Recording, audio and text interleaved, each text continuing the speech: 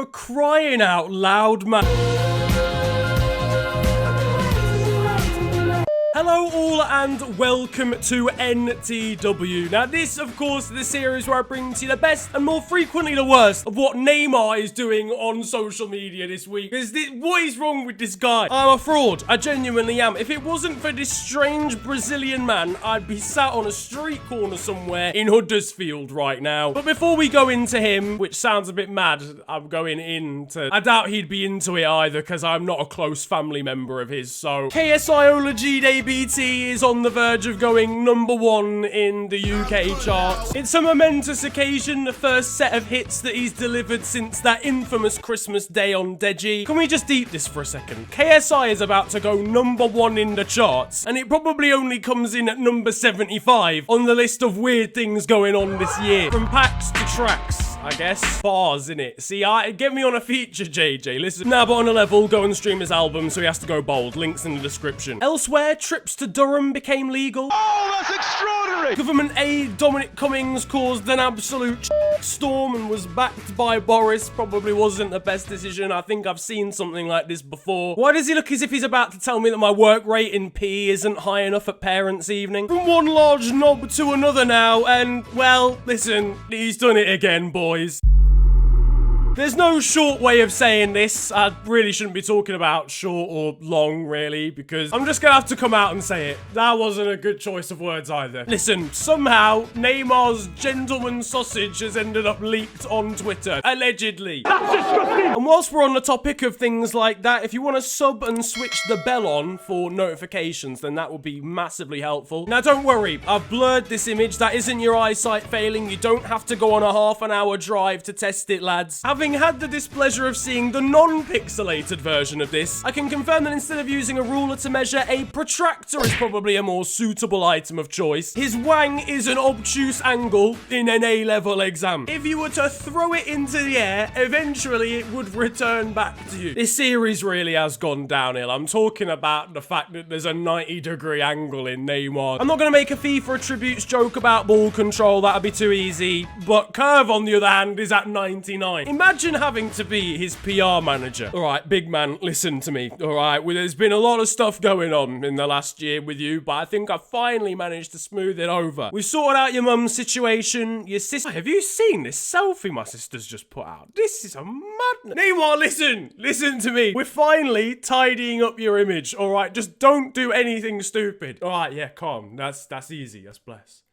Though I should probably tell you that my phallus is on the internet right now. I didn't need to know what was going down in Neymar's bedroom. Though thinking about it, it's probably him, rolling and clutching his ankle. We didn't need to see it though. Just send it to your sister and let us all live in peace. Anyway, listen, enough of that. It's absolutely grim. Let's get back to the actual football going on in the Bundesliga. Now, the major game of the week was obviously the Klassiker between Borussia Dortmund and Bayern Munich. And with the reigning champions starting to extend a lead at the top of the table, it was an opportunity for BVB to get themselves back in the race, to provide some entertainment in the title challenge over in Germany, to be the underdogs and reclaim the crown they last had 8 years ago. We'll get them next time. Unfortunately for everybody involved, Bayern Munich won the game 1-0 thanks to a pretty delightful goal, in fairness, from Joshua Kimmich. Though Berkey could have done a lot better in goal, so I'm sending him to the gulag. It's been a while, but Jem said it's okay to do it, so the league is over. You just wrap it up now, lads. You might as well do points per game on this one too. Borussia Dortmund, Leverkusen, Leipzig, etc. have lost the league to this man. A 31-year-old individual having a midlife crisis has won the whole Bundesliga. He could go full beans. He could put 17 pots of gel in his hair and put a disgusting slit through his eyebrow, and he would still win the league. Erling Haaland did not match the expectations he's been setting himself in recent times. He had a poor game. I can only imagine the cloudy weather meant that there was a lack of signal for his 4G network all-inclusive SIM card at the back of his head. It wasn't helped by Alphonso Davies Reese, who had an absolutely incredible game. If his sprint speed was accurately calculated on FIFA, it would be 147. If he was to carry someone on his back, he would immediately become the fastest car ever made. If he was to run down the M1, he would arrive at the end of it at a time earlier than which he began the journey. It wasn't Jadon Sancho's finest performance either. Jadon Sancho highlights versus Bayern Munich today. Elsewhere, and Bayer Leverkusen lost 4-1 to... You know what I've realised, actually? I think I've always been a Wolfsburg fan. It was a pretty heavy defeat on Tuesday for my favourite Bundesliga team, Leverkusen, but if you think about it, there was nobody at the stadium to witness it really happen. So did it even actually occur? Think of all the things you could have done in 90 minutes instead of getting slapped 4-1. You could have done, I don't know, like a Football Manager stream on Twitch or something. You could have travelled to the south of France. You could have tested your eyesight 3 whole times. RB Leipzig beat Mainz 5-0, which means they've won 13-0 on aggregate against their fellow German side across the course of the season. And if that isn't a reason for the manager of Mainz to start drinking Monster energy drinks instead, then I don't know what is. Mainz themselves were at home and tweeted about their stadium being a bit of a fortress. Leipzig came back with their own version of reality. It's a Housery award for them. It's also become apparent that the Bundesliga is actually a farmers' league because Mainz's stadium is in the middle of farmland. It was a similar story over at Schalke. Augsburg really running with the Housery after beating Schalke 0-3. We might as well get the award back out for them as well. The German clubs are really providing this week. To be fair, this is the tunnel that the players have to walk through before a game at Schalke. I'm not surprised they don't often play well. They probably feel like they're going through the pits of hell before a game starts. Back in the UK, and Lucas Torreira put a nice little post on Instagram, pretty harmless, apart from the fact he's literally watching illegal films on 123 movies in the background. You're a professional footballer, can you not afford to buy the DVD? West Ham United have come up with a novel idea of allowing fans to attend, in inverted commas, games by using Zoom calls to have them on the big screen. I can't see that really raising player morale when Steve from Dagenham calls them all overpaid dickheads live. But now it's that time in the show again. It's time for Trim Watch. Aye, listen, yeah, Bunda David Attenborough ting. Aubameyang, what is going on, man? This is social distancing gone too far. His hairline's closer to his buttock cheeks than it is to his forehead.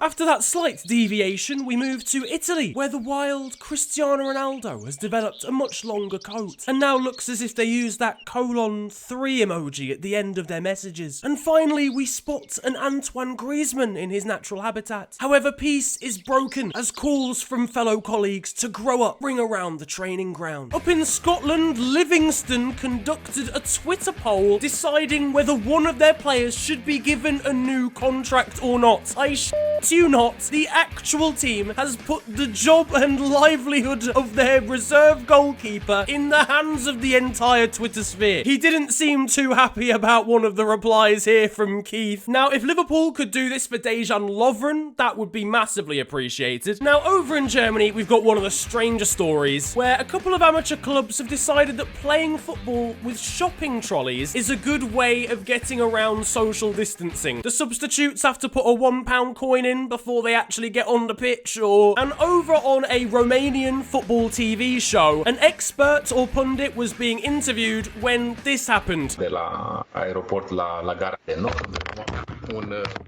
un stadion, un aeroport modern la I never thought I'd have to say this, folks, but if you're ever on live TV, wear trousers. But do you want an escape from how terrible life is right now? Well, why don't we take a look back down memory lane with FTW Rewind, taking a look at what was happening this week many years ago. Now, on this week back in 2005, one of the all-time great football comebacks occurred. Liverpool somehow rose from the ashes of a 3-0 deficit against one of the best AC Milan sides ever created to win the Champions League in Istanbul. A side that had a Jimmy Only Traore in it managed to beat the likes of Kaká, Shevchenko and Paolo Maldini. A similar but not really as impressive comeback from Manchester United also happened in the Champions League final this week back in 1999. Theo Walcott became the youngest player to ever play in the Premier League, presumably aged 7 looking at him here. And also on this week, but more recently, Unai Emery took charge of Arsenal and thereby committed some of the worst fraud we've ever seen in human history. Back to the present day, an England favourite, Harry Redknapp, has been linked with the Nigeria international job. No, Harry, Jermaine Defoe and Peter Crouch are not half Nigerian. You can't call on them this time. Now, American side FC Cincinnati accidentally used a picture of a random bald man on a graphic announcing that Yap Stam was their new manager. How are you going to announce a manager and you don't even know what he looks like? Was he even at the interview? Now though, it is time for Still 0-0, and you guys know the score by now. This is a segment of the show where we take a look at the best of Sunday League and amateur football. And this week we've got an emphasis on 5-a-side, or 6-a-side, I didn't actually count the players. We've got one of the best pieces of accidental skill I've ever seen. Yeah lads, don't worry, listen, I meant that one, the bamboozle the defender in it. And at the other end of the spectrum,